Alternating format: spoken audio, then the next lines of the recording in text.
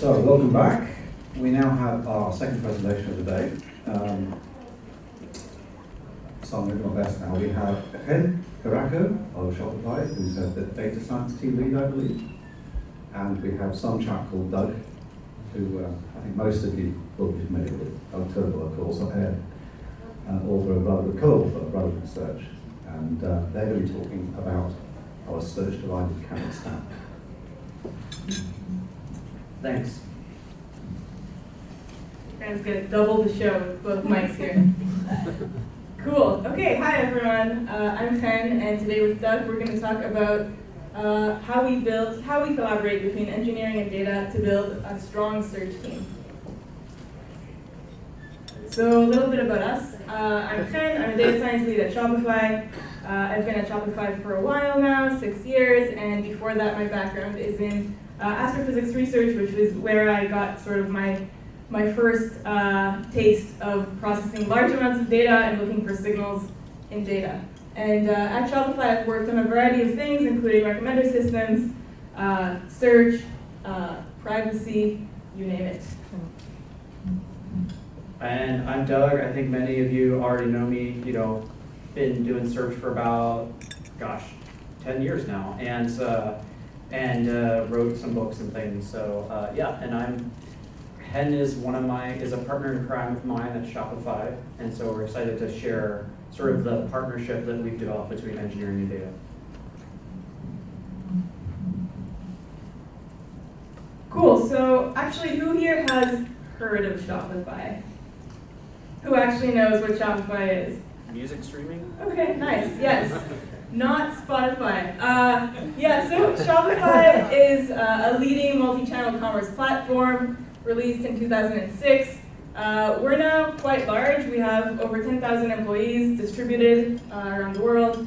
And we have millions of merchants. So these are people, entrepreneurs, who use Shopify to power their business, almost in 200 countries. Some known brands that are on Shopify. Some of these were actually news to me, but like Allbirds, Gymshark, Tupperware, many others. And people use Shopify. I think the main use case that people are aware of is we call it online store, so to power their website. But you can also use Shopify in person, so for point of sale, brick and mortar stores, through social media, and so on.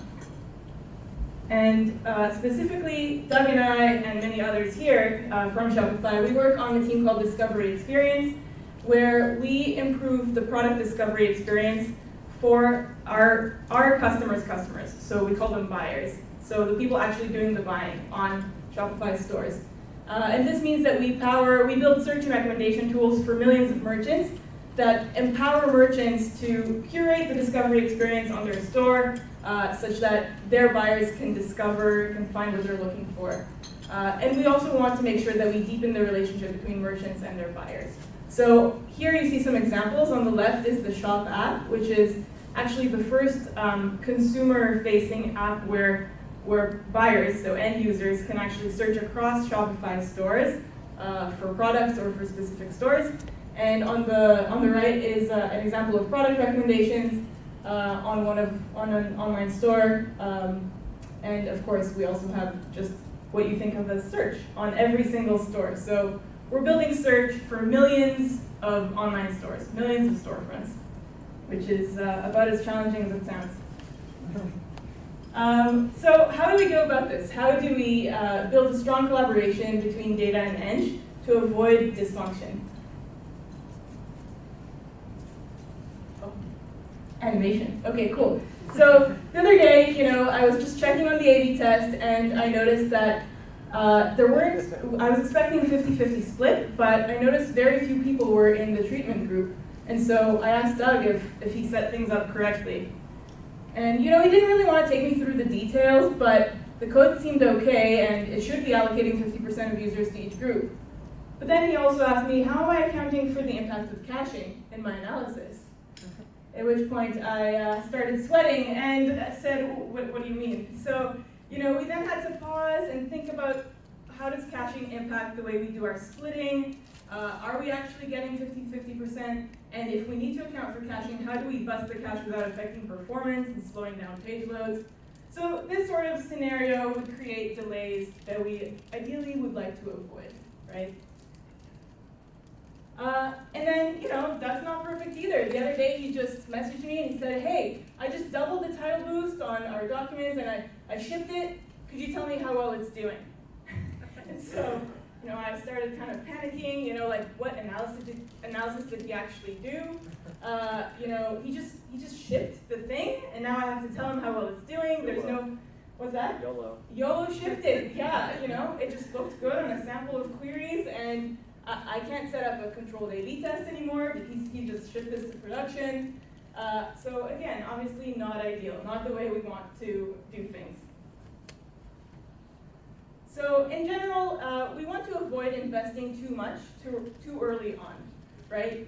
We don't want to really overbuild an idea in production without the proof that the direction is sound. So we want to do this, we want to avoid this scenario where there's a lot of upfront investment without enough data to back it up, to back up the fact that this is actually going to have the impact that we expect. And we also want to be able to measure the impact properly. So we want to be able to coordinate between data and eng, make sure we roll things out in a controlled way that allows us to quantify the impact. The reverse might happen as well, Maybe I built a new model, a prototype that seems like it's really great, it's giving us 10% higher conversion. I got the PM, Caro, really excited about it, so she's like, okay, cool, can we ship it next week? And so I just, messaged Doug and asked him, could you make sure the infrastructure will be ready next week? Obviously, this is not ideal either, because who knows what this prototype that I built in my notebook is? Does it scale? Is it fast? What stack is it even in? Like, how does it interact with our current infrastructure? And so, again, another scenario we would like to avoid. This, I thought, was a cool example. So I think you're all aware of the Netflix prize, where they encourage folks to improve their recommender models, but it turns out that the winning team, their model was actually too costly from an engineering perspective to actually put into production. So Netflix has not and will not put it into production. So you really have to sort of account for these things, and this is kind of like the flip side, right? You don't want to go down this direction that's really promising without putting in the necessary engineering effort into building the infrastructure. If you wait too long to put in the effort, then you're going to have just these bad surprises and disappointed PMs, potentially. So our field, I think data and engineering is important in every field, but particularly when building data products and things like search, you really want to make sure that the collaboration between engineering and data is good. Otherwise, you may have project delays if the engineering and the data constraints are not taken into account early enough. Maybe you'll have relevance improvements that don't actually have positive impact, or whose impact you can't measure correctly. You might have slow, unstable data products. If you don't incorporate engineering, right? Like a data scientist might build some amazing neural net that doesn't actually scale. Or on the other side, if you do poor engineering, you might have poor science. So if you have poorly maintained code, non-repeatable science, these kind of like ad hoc experiments that you can't then repeat and be really confident in, that doesn't allow you to, ship things that will actually have the right improvement, the right impact. So Doug, what would an ideal state be? Cool. So I think it's important to recognize that when we build data products like search or recommendations or all these things, that both sides of the table bring something to the table. And they're both actually really important for taking data scientific products to production. So software engineering brings repeatable, reusable, testable performant code. That's a lot of what that discipline has. Code that can be put into prod that we can trust and can work reliably. Data brings like good scientific methodology, experiments, accuracy, consideration of the different biases, and of course the general discipline of machine learning and these kinds of things. And the reality is we want to break down this wall, and a lot of, I have this perspective of course from consulting, but bringing it to Shopify this kind of distinction where there's a hard wall between these has not led to a lot of success. It's led to a lot of dysfunction, as we saw in the previous slides. And really, like, to build great search, this really requires, this is, to me, front and center. So to me, the spirit of MICES is really about collaboration between different disciplines, but I find increasingly lately, in my like years in consulting and recently like data and engineering partnership, or the lack of data engineering partnership, is what makes or breaks a great search team. So if we bring these powers together, we can satisfy our software constraints, we can bring these things to scale, solve user problems, iterate, accurately measure the impact, so not just like sort of YOLO, it seems better, and iterate reliably on the new ideas. And the last bullet is really important because like science, there's a really good talk that I didn't put in here called I Don't Like Notebooks by Joel Bruce. So I really recommend that talk. It's one of my favorite talks, and it's a sort of like hating on Jupyter Notebooks. We use Jupyter Notebooks a lot. We love Jupyter Notebooks. but the point is basically like you got to take a lot of code out of that, make it really sound engineering, get it to production. Because how many people have like used maybe if you're a data or science or research, there's an academic like paper, you want to try it out, you take the code down, you're like, oh, what is this? How do I even use this? Can I even run this? Like, is it even using tooling that's common in the industry? And often it's not. So when we build things, we have to really bring these two pieces together. And we can do that, right? And this goes beyond data and engineering, like I said. Like, there are many constraints. Like, it's easy to think in this pure, like, for Hen and I to think purely about relevance, right? Everything's about relevance. And there's actually a great blog post by Max Irwin on the Open Source Connections blog that really talks about search quality as the intersection of user experience, relevance, and performance scalability. And all of these aspects come together. So you as user experience is very important. The strategy, like, you could optimize for something, but what really do you want to optimize for is a strategic question. Product, like partners in our, Shopify, we have an ecosystem of partners we want to collaborate with. For us, merchant feedback is very important. So the qualitative feedback from the merchants is very important in like how they perceive search and discovery. Sometimes we don't necessarily capture what their priorities are, so that's all very important. And this example of clickbait headlines is a great example of if you only optimize for engagement, so to speak, how many, the media industry these days is basically like driven by engagement and clickbait headlines, and that's probably because a bunch of data scientists and engineers got together and built a system that works.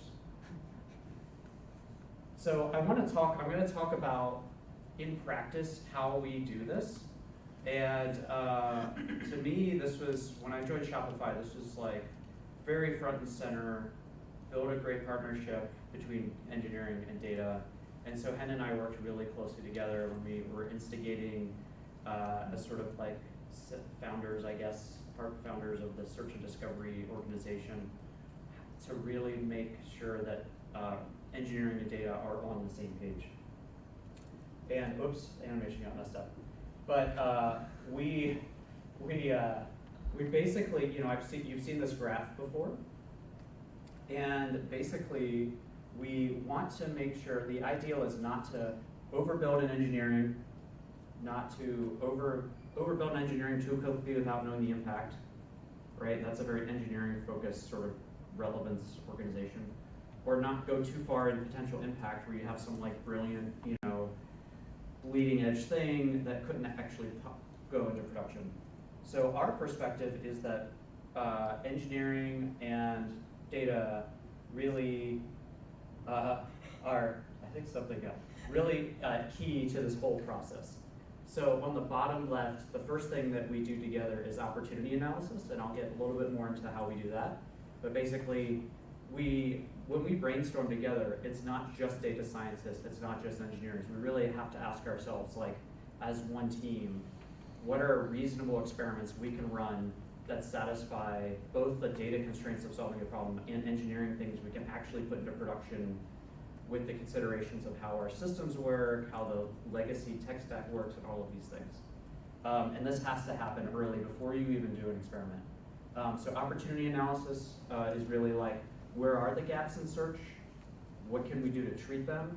And now what brainstorming, sort of what we can do to treat them is very important to being able to satisfy both engineering and data constraints, because you can easily go in one direction or the other and make a lot of mistakes. The next step is when we think about offline experiments. So I like to think about this as the simulation that you're running. It's a simulation environment.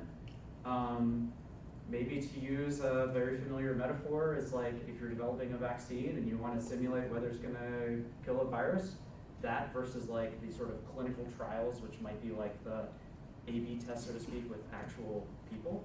So it's very important to get this right because we want to be able to fine tune and make sure that we get the best vaccine we can. And what's very important here is we often build scrappy prototypes. It's got to be, a core requirement is we have to have the tooling available, and you'll see building that requires data and engineering to prove some idea really quickly on a single Shopify store. And reproducibility, very key to science. And this is where engineering and data have a huge role to play. It's not just about the methodology, which is key, but like, is the methodology something that anyone can take down and repeat? And for example, we want even our engineers that are typically more familiar with doing web development, that kind of thing, we want them to be able to run, maybe like, even if they're starting out doing simple experiments, it should be so straightforward to be able to how to use this tooling that you should be able to run like, oh, what does happen if I double the title boost and that kind of thing. So as you go up, and you can see as we're doing this, we're scaling the engineering investment in an experiment as we prove the impact. And one thing that we start to do is we start to more and more ship pieces of the experiment to production as we are even in offline experiment mode. So even as we're validating ideas, we're shipping things to production. We're getting data staged in pipelines, we're getting the index populated even if the field's not being searched. And this is extremely important because this is helping us simultaneously validate the engineering and the data constraints at the same time. So we're trying to scale this together. So we get things to an increasing level of maturity, and as we ship more and more to production, we start to see like, okay, is this scalable? And often initially it's like scalable in the sense of populating backend systems and that kind of thing, but it's a huge, huge part of like what we do, because we have, as you know, and as everyone knows in search, there's a lot of content understanding, there's a lot of indexing pipelines, there's a lot of backend data integration systems.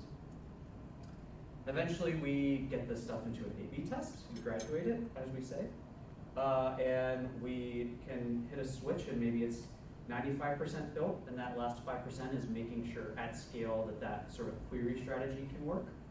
And that's the last piece. And then like we're verifying the impact at scale, both in terms of latency, that could have an impact, but also like whatever conversion metrics we're looking at. So this is like, philosophically, this is extremely important to scale both sides at the same time. And finally, you get into maintenance mode. And we have assets, data assets in production that we have to make sure are kept up to date. We have incidents where if something goes stale, we had one in the last couple months where like a data asset stopped building. We had to sort of stop, figure out what was going on, and that is a data and engineering partnership as well. And you may also need to revisit an experiment with data asset to see if it still is having the impact that you expected. So this is, to me, one of the secret sauces of how we work is we have analysis and experiment brainstorming, and we kind of have a sense of our biggest problems maybe at the bottom, and I'm sure a lot of your search teams have this as well. Zero results, but maybe lack of precision, and these are sort of made up. And what can happen, you sort of like, as you come up with ideas for experiments, like on a sticky note, it's easy to have things that are like big pie in the sky ideas, but things that are also like mild tweaks of a boost or something like this. And so, you might have this spectrum of stuff. Zero results. Let's build a neural search engine. well, that sounds like a multi-year project that's going to take, however long to migrate something. But we also have like some fairly tactical things. And there's a bit of like, well, if we build a neural search engine, the variance on how the outcome might be is rather high. We might have hugely positive improvements, but also like we may waste years building something that doesn't matter. But the stuff on the right, on the bottom, we might feel more confident will have an impact, but it might be like incremental and over time. And I like to think of these as two different. I think when we do this kind of brainstorming and the team works together to do this brainstorming based on our problems, there's two activities that need to happen. As we come up and brainstorming, there's no wrong thing when you're brainstorming, right?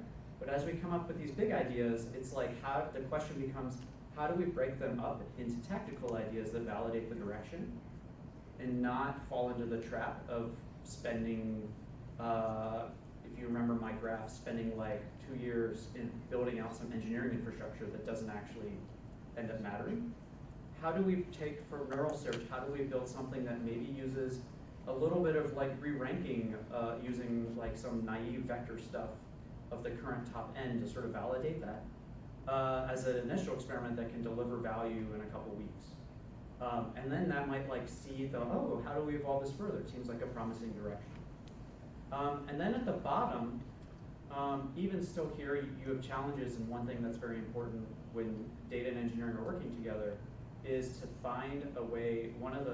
We tend to ship experiments and pull requests of Jupyter notebooks, and often one of the first notebooks we do is like, can you prove to me that you can measure the problem, that there is a problem here?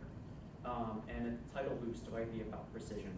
Can you measure the problem and show that I kind of am coming up with a methodology, starting to think about a methodology for what gap in our system does this help solve?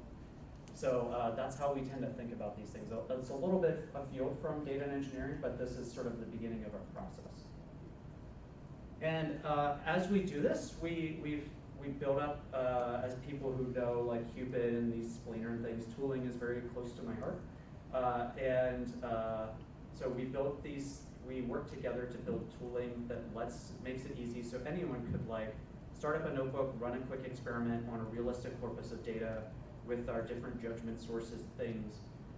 And this requires very close partnership because obviously you have the methodology. You want that methodology that someone runs a quick prototype and experiment to really sound, so that requires data. But then you want that repeatable, and you want the code to be easy to read, and you want it to be very fluent, and you want it to be extensible for new. Almost every experiment we do, there's a little bit of different thing to it that's like we want to prove a slightly different aspect. So all of these things are like imagine you just had a software engineering brain or person, or imagine you just had a data. You really need like both hands to build these tools. So we're Disco, and you might see our experiment tooling is called Boogie. So we have a theme. And this I come up with this idea of a shoe classifier. So now as I said before, we should be able to spin up a notebook like this. Often we do this quite often with like looking at this relevance of like a single store, and I say like, hey, this shoe classifier idea, that seems promising. Let's build this out even further. We're not super deep. I've only spent maybe a day on it, so it's not like a huge deal. I haven't wasted a bunch of time. And then as we mature this idea, we sort of have this Venn diagram of, on the left, data and infrastructure that's usable in the production search system, things that we could actually deploy. On the right, data that helps us solve the problem. And the partnership is extremely important to find the intersection of that Venn diagram, because that's actually like what's doable. There's the famous quote like, politics is the art of the possible, or so to speak. So not that we have a lot of politics, but that's sort of like the idea I think here. And if we have like the idea of, if we think about this in terms of data assets, you might think like an example on the left, if the title says shoe, we classify it as a shoe. On the right, maybe we have some like extremely fancy newfangled image search classifier that's gonna in reality to do at scale would require like building some huge pipeline and turn into a 6-month project. But maybe there's like something in the middle that's like, you know what, we could reasonably rely on like somehow the merchants describe their products or something in a reasonably reliable way with well-trod text techniques and data sets. That sort of is a good compromise between the two. And you know, another system that that was data assets. We also have this with production systems, the same kind of problem. What's realistic? You know, on the left, we might have like the current sort of like traditional search technology, and then like on the right, we might have like the new, you know, fancy schmancy dense vector search. And we really want to find like, okay, we have this idea of doing a vector search engine or something. And it turns out that if we just talk about this a bit more, we'll see like, well, actually, you know, Lucene is getting an upgrade to do vector search. Maybe we just wait for that upgrade, and we try what that's like and that kind of thing. We don't throw away our search tech just you know, we want to try something else. We're sort of like looking for the compromise between engineering and data constantly. And we might say like, you know, like I said before, what is the tactical piece that gets us there? Maybe we do some scrappy re-ranking. We write the vector similarity Ruby on Rails plugin, even though it's not like ideal and not like the perfect thing. It's there, and it can help us re-rank 100 products reasonably fast enough. And then also very important to us, we are, like I said, we are shipping to production as we're experimenting, and that's really important to our methodology. So we ship to prod, we say, let's put this shoe classifier in production. We actually go as far as to index our production search engine with this new data. It's not being searched yet, but we tend to make non-destructive changes to our search index. And we have this data available, and we can like even revalidate experiments constantly. So like there's a difference between the, you know, I downloaded some model from TensorFlow or something, or I downloaded some model from the web, or I downloaded some data asset. I tried it out in my notebook, versus how it's actually manifested in a search engine. You think about search engines, and not just that, the pipeline that goes into it and everything. What's going to change? How is it going to be tokenized? How is it actually going to be accessed? So once it gets there, and it's actually in a production system, then we can like point our experiment notebook to basically prod, or a version of prod, and revalidate that it's still having the impact that we expect. And this is a constant iterative process that we are doing. We are constantly shipping to production, revalidating experiments, and re-verifying. And that lets us sort of both satisfy the engineering constraints. So of course, I don't always test my code when I do it's in production. And then finally, we have built 99% of the system, and we tend to have a go or no-go decision. We actually get all the stakeholders together. We get product together.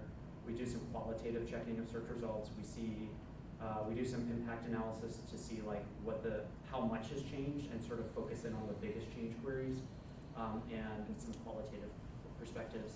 And then finally, we put things into an A/B test, and that becomes how we do things. So yeah, to sum up, we basically have this engineering and data partnership is in every level of this cycle. Brainstorming involves both high impact and doable, which is engineering, or data and engineering. Prototyping, we have to have great tooling to do this. There's no getting around this. Experiments, shipping, prod, we're constantly shipping to prod as we experiment. A/B test, ship the winner, and we repeat this cycle over and over with working hand in hand. And having done this for a while, I think it's like without data engineering partnership, I don't think we could have such a high experimental throughput. So. Okay, so you're convinced this works. Well, how do we build a team that can actually do this? Well, the first important thing is team culture and team practices. We operate as a single team with a single team identity. You might find hints of our team identity scattered throughout the room. So the reason for relevance, which was coined by Doug, is relevance. So we are relevance engineers. We've become the relevance complete with us, you know, a nice logo, team cheers, all that. This is something that's really unique, I think, to how our team operates. I've definitely seen data in particular be more siloed and be brought in maybe at the end, you know, for reactive kind of questions and, oh, what was the impact of that thing? We really operate as one team. We do our planning all together. And I say data and edge, but of course product, UX, everyone who's involved, you know, is part of this one team. And you know, this makes this collaboration a lot stronger. People are more empowered to suggest ideas and contribute if they understand the complete sort of rationale, business context, and everything, as well as consider, like both disciplines will consider, you know, the perspective of the other. So as a data scientist, I might consider, is this feasible from an engineering perspective? An engineer might be more thoughtful of how are we actually going to measure the impact of this thing, and so on. We also do pair programming, and we particularly encourage data scientists and engineers to pair with one another. And again, this is an example of how we help each other stretch across that spectrum of data and edge. Now, for this to work, the members of our teams need to have a growth mindset. And we don't just say this, we really look for people who want to push their skills. So people who are kind of somewhere on that data edge spectrum, but would like to learn more about the side of the spectrum that they're less familiar with.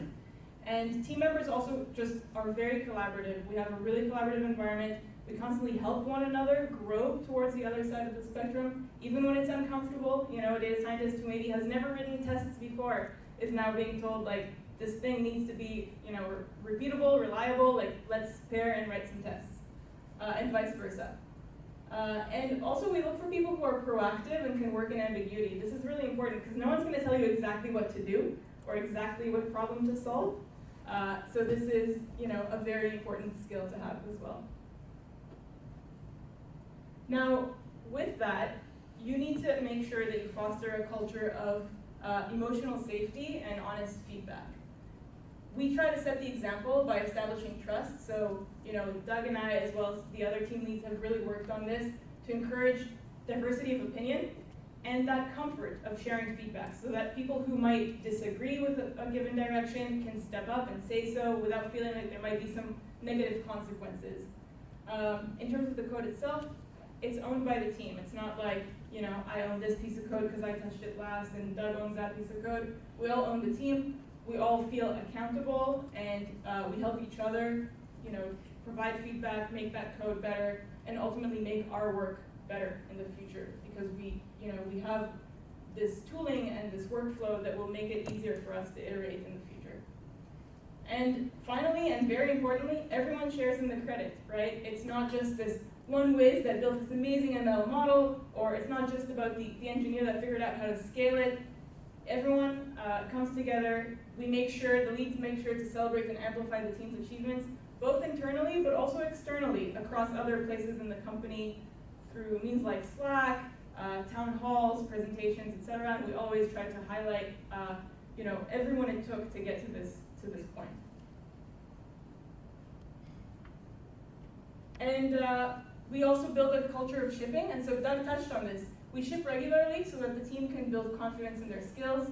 Data scientists are more comfortable writing production-ready code. Engineers are comfortable running search experiments. And this also allows us to just, as we ship incrementally, we can gather feedback and iterate. So now Doug would like to ask you a question. Yeah, I have to put in a spicy question. So like, it's when we actually hire, we tend to hire people. We don't think of necessarily, oh, you are cleanly in one bucket or the other. We actually look for data scientists that are comfortable, want to have engineering experience, and we also look for engineers. You know, we use this type relevance engineer that want to run experiments. So when we're running experiments, it can often feel this way. This is, I think, something of a goal. And so, like, we sometimes ask, is there a spoon? Is there even such a thing of a data scientist for an engineer? And I think the answer is yes, but I just want to make the point that in our team, we really push us to consider all aspects of both ends of the spectrum. So that is all, and I have to end on, we work in the metaverse at Shopify. We're fully distributed, so come join us. So, any, I think that's it.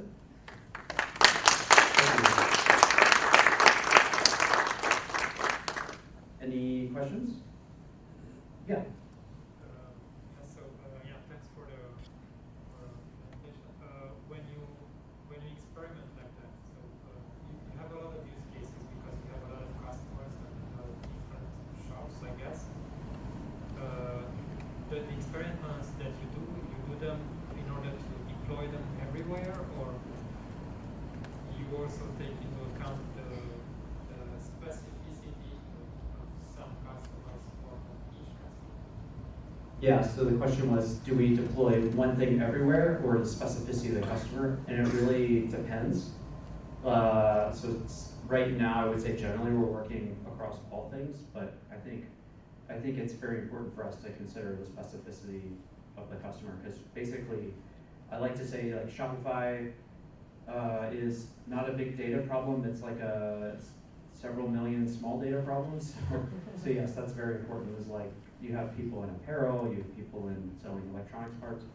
And the other thing about Shopify that makes it a really interesting search problem is people are inventing markets. So like something, I thought about when Renee was presenting his slides was often with Shopify, it's like someone invented an idea that I didn't even know I needed. So there's often like a bit of like, and I think you see this on social media quite a bit with advertising. You're like, I have an espresso machine. It's like compostable Nespresso capsules that I don't have to like do recycling to. Or there's these people that sell children's slides that go down your stairs, and I'm like, that sounds amazing. I want that. Like I didn't know I had that problem. So it's kind of an interesting search domain for search in that regard. So yeah. Do you have data engineers who aren't part of search? And if so, how do you handle that organizationally? Like, you've got this one search team, they probably have product engineers, data engineers, and they're managed by same people, different people, but then data engineering also covers like other areas. Does that happen for you? Yeah, it depends what you mean by data engineer. So we have platforms that we use. So we have like a machine learning platform, sort of like a Spark kind of platform and different things. And those are managed by teams that manage them, of course, our search platform. And we work really closely with those teams. And then on our team, a lot of the relevance engineers, we have people who focus on indexing pipelines. They're all part of discovery experiences. And often they're sort of like deploying things on top of those platforms. And they are familiar with them to know how to get them to work. And so when we build things for production, we actually will, we will build the pipeline, we will build this and that, and then that's part of doing the experiment, and then we will rerun our sort of experiment against that data. Do you have any thoughts? I can add just a bit. So the definition does vary, so it depends exactly what you mean, but for example, like ETL pipelines that data scientists write, we take them to production. The data scientists take them to production, but that's leveraging the platform that the data engineers have built for us to make it really easy to take this raw data, do these transformations, load them, and so on. And then there's just a bunch of different platforms like the ML platform, things like that data engineers, like dedicated data engineering teams build, and then data scientists and engineers are able to leverage. Renee? I have a question related to that slide that didn't really work nicely. So you put the assuring scalability towards the end of the offline experimentation phase. My question would be, this is a one-size-fits-all, so I was wondering whether there are some scalability problems related to completely new approaches that you would tackle earlier, or would you then say maybe this is not the right thing, maybe because it's too big? So I was wondering how you see that. Yeah, for sure. I mean, this is probably built for more like incremental experiments, but you're absolutely right. So if we wanted to prototype a new thing, the scalability might actually be more important. And so this happened when we started working on like the online store. It's a existing Ruby search stack and everything. And we had to go through this process. Shopify has a pretty established process that's focused on engineering for like prototyping things and doing that. So yeah, that definitely can happen. Yeah. Chris? So, yeah. This is sort of related to, I think somebody asked the first question. When you have 1 million customers or more than that, I think there's an opportunity with semantic versioning in the cloud to have like different tiers or classes of customers that opt into like the leading edge, as opposed to just being like, this is the update, you get it, and it's like we don't care if it broke your stuff, right? So I was wondering, I know with this slide you're talking about a little bit like kind of I would call it a slow roll of like trying it out on a couple of customers, but do those customers know that that's happening, or do they just, it's like, guess what, we tested this on you and nobody else, and their stuff broke, and they're like, why'd you do that? Yeah, so in the offline mode where, no one is really affected by anything, of course, it's just like, historical data or whatever. I don't know, I don't know to what extent in the online world, can we comment on that? I don't know. I think we can generally comment. Like, people who use our search or our recommendations know that we're constantly shipping improvements, right? So, I think there's like an understanding that things might change. We're gonna do our best to not break stuff for anyone in particular. Something else I'll add is that merchants are free to also, there's an ecosystem of apps associated with Shopify, so third-party developers can build apps for Shopify that allow, for example, a merchant to tweak their search. So they could choose to use like a third-party app if they really want complete control over everything. And we're also building ways, we're now, like on our team, we're exploring ways of giving merchants a bit more control over how search and recommendations work. So that's actually like a work in progress. So the goal there is to really build something really awesome out of the box for everyone, and then let those more advanced merchants tweak it further if they want. Yeah. So I had like, are you familiar with Conway's law? Yeah. So I had we know Conway's law. Yeah. So I had kind of like a vision of that.